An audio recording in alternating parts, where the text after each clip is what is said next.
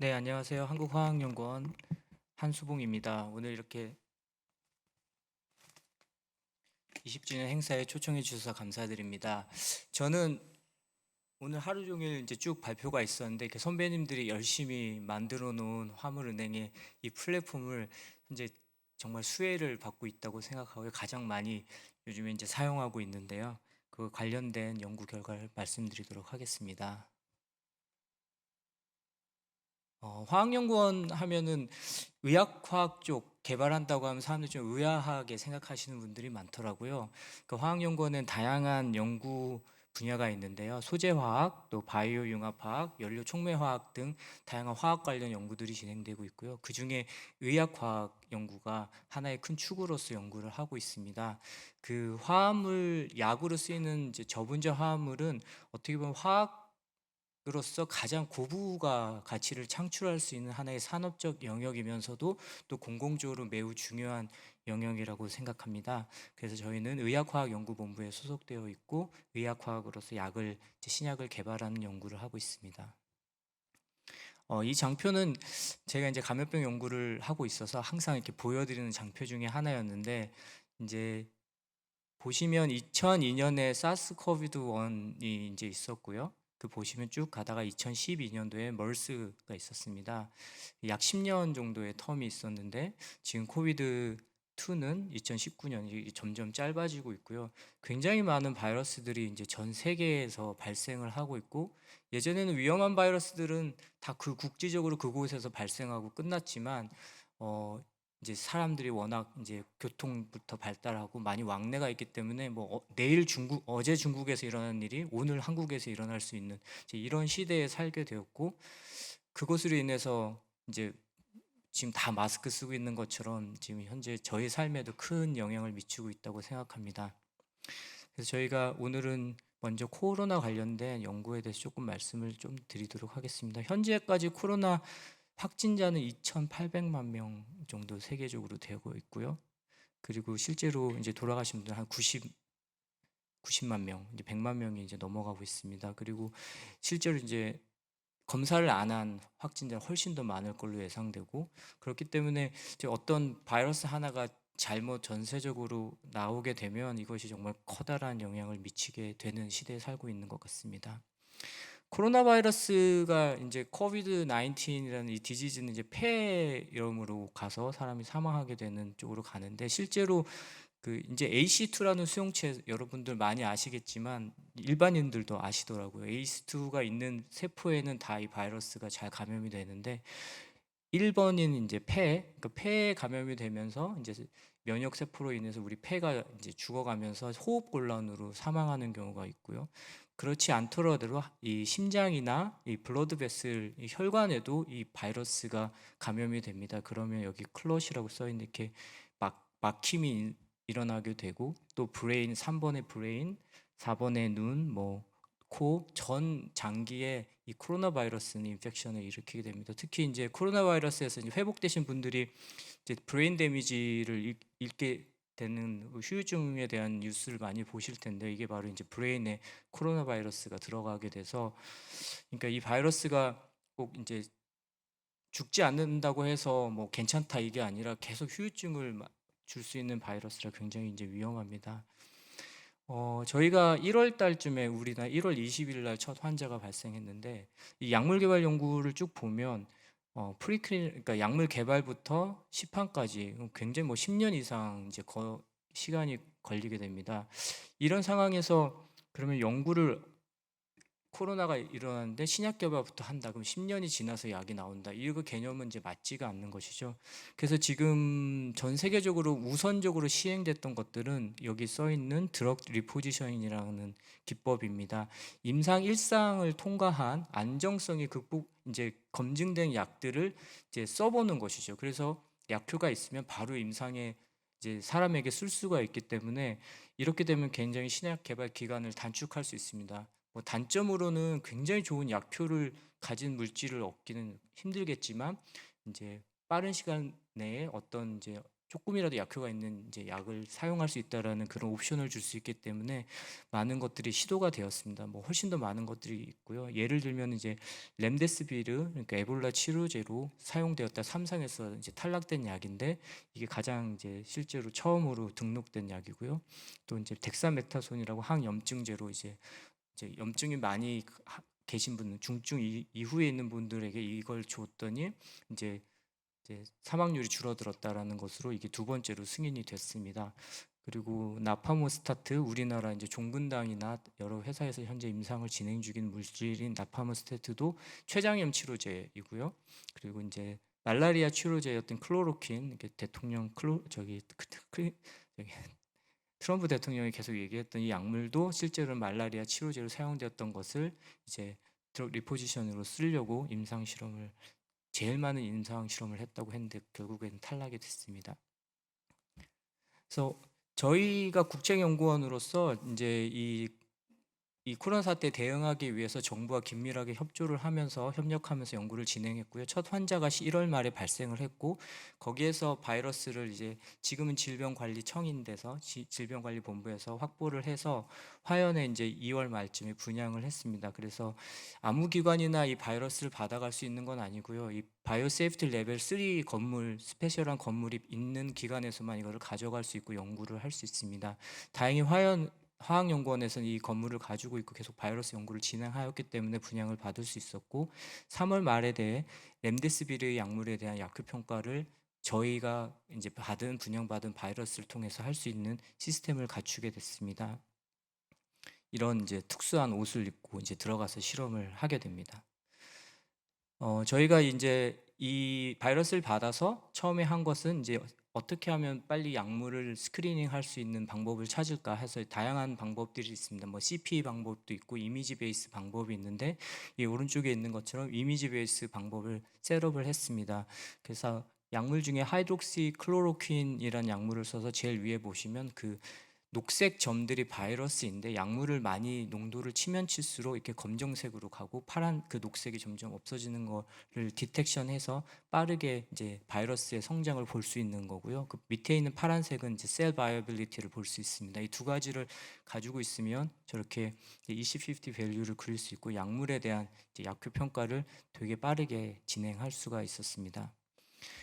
이제 약물 평가할 수 있는 어세이 시스템은 이제 딱 확보가 됐으니까 중요한 건 약물이잖아요. 한국에 이렇게 FDA에서 승인을 받은 당장 쓸 수 있는 약을 갖고 있는 데를 찾기가 상당히 어렵습니다. 근데 다행히 한국화물은행에서 약 1,500여 정도의 약을 굉장히 잘 관리를 해서 가지고 계셨습니다. 그래서 저희가 이 1,500여 종의 약을 이렇게 반출을 받았고요. 또 다양한 문헌이나 해외 언론, 또 감염내과 선생님들과 이제 디스커션을 해서 좋은 이제 추천받은 약을 가지고 이 약효 평가를 진행을 했습니다. 1,500종 다 합쳐서. 그래서 저희가 찾은 약물을 약 25종의 약물을 찾았고요. 그 약물을 보면 심혈관, 뭐 진통제 계열, 항암제 계열, 신경계 계열의 약물들로 나눠져 있고 각각의 약물들이 다 약효가 이제 렘데스비르 대비해서 우수하거나 비슷한 그 정도의 레벨을 가진 약물들을 저희가 선정을 했습니다. 그 중에 이제 진통제의 이 7번 화합물 같은 경우는 2050가 약 이제 렘데스비르 대비 그러니까 세포에서 한 5배 정도의 좋은 약효를 주는 약물로 저희가 이제 확인을 했고요. 현재는 이 세포에서 있는 약물을 가지고 동물 실험을 하고 있습니다. 그래서 동물에서 약효가 잘 나오게 되면 곧 이제 회사에서 임상 실험을 들어갈 예정에 있습니다. 근데 현재는 이제 어려움을 겪고 있는 게 동물이 여긴 마우스가 그려져 있는데 이 코로나 바이러스에 걸리지 않습니다. ACE2가 없어서 그래서 TG 마우스가 필요로 하는데 그래서 잘 걸리는 햄스터 아니면 족제비 뭐 이런 식의 동물 연구들을 많이 하는데 그런 동물들이 기존의 연구가 많이 되어 있지 않아서 사실 연구 결과를 얻고 하기가 굉장히 어려운 상황이라 많은 경우에 이제 동물 실험이 없이 들어가는 경우가 임상에 들어가는 경우가 많이 있습니다. 그것은 그 전에 바이러스로 사용되었던 적이 있던 약이 있다면 동물 실험 결과가 없어도 임상 실험에 가는 걸 식약처가 특별하게 승인을 해줬기 때문에 이제 가는 형태로 되어 있고요. 그래서 이렇게 완전히 다른 기전을 가진 약이 코로나 바이러스에 효과가 있을 경우에 동물 실험이 임상에 들어가기 위해서는 꼭 필요합니다. 또 하나 굉장히 재밌었던 것은 재밌다기보다 연구자로서 이제 흥미로운 것은 이렇게 1,500여 요 종의 약물에 26가지의 구조를 봤는데, 이제 의학 화학자이기 때문에 구조가 항상 관심이 있잖아요. 이렇게 빨간색으로 표시된 구조들이 비슷한 파마코포를 가지고 있다는 것을 확인할 수 있었습니다. 그래서 저희가 이 커먼한 스캐폴드 중에서 몇 가지 화합물들을 더 디자인해서 현재 가지고 있는 약효를 더 증가시킬 수 있는지 가능성을 봤는데, 여기 보시면 이 KCU010 이렇게 10번째 만든 화합물인데, 기존에 저희가 찾았던 그 약물보다 더 훨씬 더 좋은 약효로 이 약효로 올라갈 수 있다는 것을 확인할 수 있었습니다. 그래서 드럭 리포지셔닝에서만 그치는 것이 아니라 그 리포지셔닝으로 얻어진 결과를 바탕으로 그 다음 신약으로 개발할 수 있는 것도 굉장히 좋은 스트래티지라고 생각을 하고요. 현재는 정부에서 준 연구비를 가지고 저희가 이제 이 연구를 현재 수행하고 있고, 내년에 비임상에 들어가기 위해서 지금 감염병 연구단의 대부분의 분들이 이 약 연구를 진행하고 있습니다. 저희가 두 번째로 화합물은행에 도움을 받았던 연구는 비형 간염 바이러스 연구입니다. 이게 2016년 약간 지난 기사긴 하지만 이 우리나라에서 상위 의약품 100, 이제 10개를 나왔는데요. 여기 보시면 2번과 4번이 그 비형 간염 치료제입니다. 약 3천억, 1년에 3천억의 매출을 하는데요. 그러니까 두 개를 합치면 결국에 우리나라에서 제일 많이 팔리는 약이 뭐냐면 만성 비형 간염 치료제입니다. 그러니까 항암제도 아니고. 그 이유가 만성간염은 이게 만성이잖아요. 한 번 걸리면 거의 완치가 안 되기 때문에 계속해서 약을 먹게 됩니다. 그 세계적으로도 굉장히 많은 분들이 이 질병을 앓고 있습니다. 특히 중국 우리 바로 옆에 있는데 약 1억 명의 환자가 있습니다. 그 코로나 환자에 비교해서 훨씬 더 많죠. 세계적으로 약 3.5억 명 정도가 이 만성 비형을 앓고 있고요. 약이 없기 때문에 뭐 평생을 이 약을 먹게 되어 있습니다. 그래서 저희가 이 연구는 이제 계속 진행을 해왔었고요. 여기에 대해서 조금 더 말씀을 드리면, 이제 이게 바이러스의 라이프 사이클인데, 다양한 라이프 사이클 중에 이제 여기 박스에 있는 두 가지 정도의 약 정도만 있습니다. 그래서 저희가 빨간색 박스에 있는 이 캡시드 모듈레이터를 개발하려고 했습니다. 이 캡시드라는 것은 바이러스 진을 이렇게 둘러싸는 프로테인인데요. 정 20명체로 아주 예쁘게 둘러싸게 됩니다. 그래서 이 프로세스를 스몰 몰레큘이 막을 수가 있으면 그 유전체가 바이러스에 쌓여지는 그 메커니즘을 저해할 수 있고, 그렇게 되면 기존에 알려져 있던 다른 약물들과의 조합을 통해서 훨씬 더 좋은 약물을 개발할 수 있을 것으로 생각을 했습니다. 그래서 저희 조희영 박사님께서 HTS 스크리닝을 셋업을 해주셨고, 화물은행에서 정말 전폭적으로 지원을 해주셔서 그때 약 한 40만 개 정도의 화합물을 실제로 다 꺼내서 저희가 이 프라이머리 스크리닝을 했고요.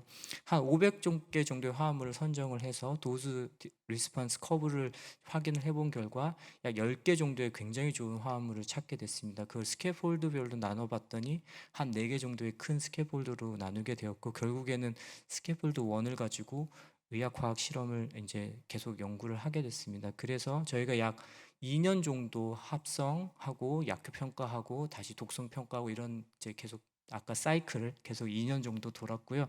그래서 현재는 프리클리니컬 트라이얼을 하고 있습니다. 그 A사에 기술 이전을 하여서 현재 하고 있어서 내년 말에 프리클리니컬 트라이얼이 끝나게 되면 저희 약물이 이 기존으로는 퍼스트 인 클래스라고 생각을 합니다. 그래서 개인적으로는 이제 클리니컬 빨리 들어가서 아까 그 많은 환자들에게 적용이 될 수 있는 약물이 되었으면 좋겠다고 생각을 하고요. 제가 화학연구에 한 9년 정도 있었는데 이 만성 비형 간염 바이러스 연구를 한 4년 넘게 가장 최근까지 했는데, 이 40만 개까지 이렇게 도와주시고 여기 나온 구조가 굉장히 유니크한 구조였고 그게 특허성도 굉장히 높았고 약물성도 높아서 저는 화합물은행에 정말 큰 감사를 개인적으로 드리고 있습니다. 이 구조 이 프로젝트뿐만 아니라 저희가 지카 바이러스 연구도 현재 진행하고 있습니다. 우리가 이제 코로나가 가면 또 다른 것들이 계속 온다고 사람들이 생각하잖아요. 그 중에 하나가 지카 바이러스는, 지카는 이집트 순모기 모기 매개 바이러스입니다. 근데 이제 덥게 되면서 이 이집트 순모기가 예전에는 이제 밑에 남반구 쪽에 살다가 현재는 일본에까지는 상륙을 했고 제주도 남방까지 왔다라는 얘기가 있습니다. 그래서 시간만 지나면 이제 이 모기가 이제 한반도 대륙에도 이제 들어올 수 있다고 생각을 하고요.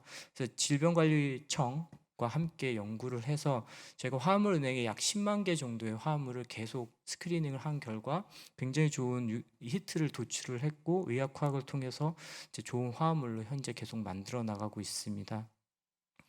바이러스 질환뿐만 아니라 그 기업체인 엘사와 함께 대사 질환 연구도 하고 있고요. 이거는 이제 버추얼 스크리닝을 통해서 화합물 은행에서 돌린 약물 중에서 저희가 화합물을 끄집어냈는데 굉장히 좋은 약효인 화합물을 가지고 현재 리드 컴파운드 옵티마이제이션을 하고 있습니다. 또한 또 항암제 분야에서도 이건 이제 최근에 이제 시작한 프로젝트인데 퍼스트 인 클래스 타겟으로 알려진 약물도 없는데 저희가 구조만 가지고 화물은행에 있는 굉장히 좋은 구조를 다킹을 통해서 얻게 되었고요. 여기 약효, 그러니까 도즈 디펜던트한 약효까지 확인을 해서 저희 연구팀에서는 화물은행 어떤 연구를 하게 될 때 제일 먼저 찾아가는 곳이 화물은행이고 거기에서 나온 히트를 가지고 이제 더 연구를 발전시킬 수 있어서 굉장히 큰 도움을 현재까지 받고 있습니다. 저희 바이러스 치료제 합성 연구팀이고요. 제가 뭐 소개드린 그 프로젝트뿐만 아니라 저희가 이제 라이노 바이러스 치료제 그리고 에이즈, 비형 간염 또 다른 라이노 바이러스 치료제로 기술 이전을 했고 현재 후보 물질들이 개발되어 있고 이 프로젝트의 많은 도움은 역시 화합물은행을 통해서 받고 있어서 아마 이게 60만 개가 이제 점점 더 많아지면 더 좋은 이제 연구들이 진행될 것으로 생각하고 있습니다. 현재는 코로나 바이러스 약물 재창출과 신약 개발에 아까 말씀드린 것처럼 저희가 진행하고 있고 여기 디어젠이란 그룹이 AI 하시는 기업인데 여기에서 저희가 아까 찾은 약물을 거꾸로 타겟을 이제 약물을 주인공으로 해서 타겟을 찾는 연구를 했고 거기에서 굉장히 좋은 타겟들을 저희한테 주셔서 저희가 실제적으로 타겟 검증을 하면서 꽤 릴레이션십 콜릴레이션이 높은 타겟들도 지금 찾고 있습니다. 그래서 화물은행의 화학연구원 소속인데 화물은행이랑 같이 가깝게 이렇게 소통하고 이야기하고 나누면서 연구가 계속 잘 되고 있어서 제가 너무나 감사드리고 오늘 이렇게 이 자리에서 발표하게 돼서 또 영광입니다. 감사합니다. 네, 화합물은행 라이브러리를 이용해서 좋은 연구 결과 도출한 걸 발표해 주셨습니다. 질문 있으시면은 질문 없으시면은 이렇게 좋은 연구 결과를 도출해서 고맙다고 이렇게 그 감사를 드렸는데 혹시 이용하실 중에 조금 더 그 화합물은행에 이런 서비스를 해주시면 좋겠다 아니면 뭔가가 조금 더 그 이용자 입장에서 이런 서비스나 이런 거를 해주면 도움이 되겠다라는 거 있으면은 지금까지는 뭐 100점 만점에 저는 100점이어서 딱히 이렇게 이제 왜냐하면 아마 그럴 것 같습니다. 저는 바로 이제 원내에 있기 때문에 화물은행에 찾아가는 게 굉장히 이제 뭐 몇 걸음만 가면 되는 상황이기 때문에 크게 불편한 점은 없었고요. 그런데 이제 외부에 계신 분들은 이제 요즘 같이 코로나처럼 이렇게 와야 되는 형태가 된다면 아마 조금 더 이제 온라인을 이용한 뭐 서포팅들이 되면은 더 좋겠다라는 생각을 합니다. 네, 질문 추가적인 질문 없으면은 좋은 발표해 주신 한수봉 박사님께 감사드립니다. 그럼 이번 세션을 마치겠습니다.